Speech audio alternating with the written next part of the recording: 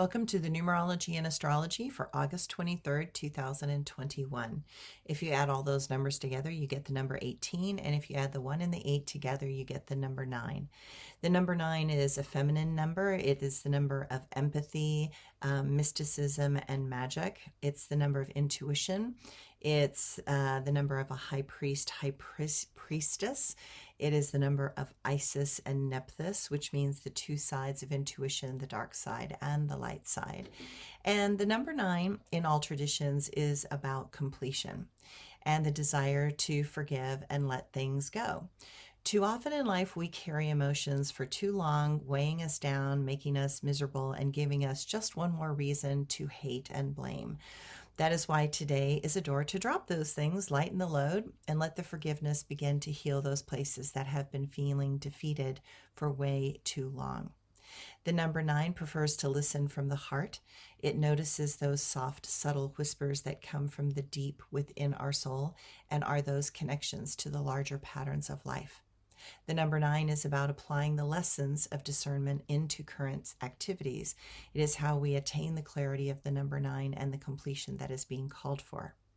Remember that it costs to do the right thing. It costs to make a difference. It costs to be willing to go against the patterns and flows from the past.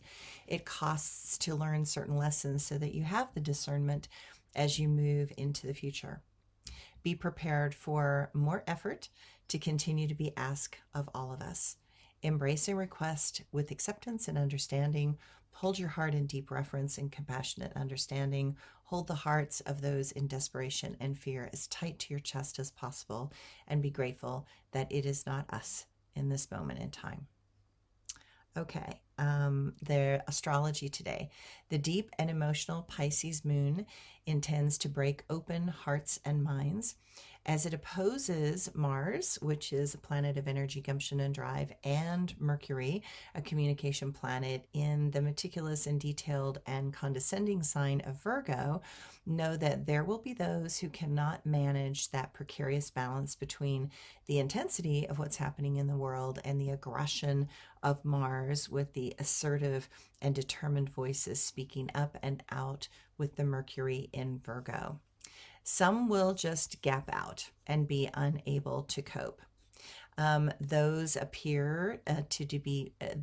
appear to be detached because things seem to be too much for them to absorb.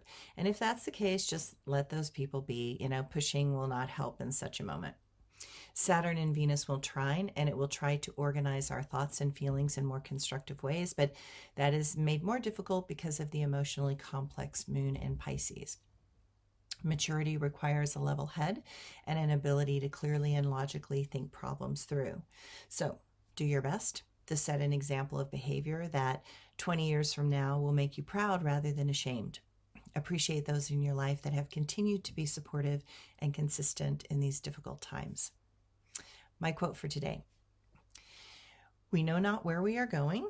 We will not know the outcome if there is one. We will have to learn to live in this moment as it presents. We do not get to choose the circumstances, only our response to those circumstances. Mother Earth seems to be shaking a lot of human lives off this planet, and I guess that will be what is necessary for the massive change that is coming.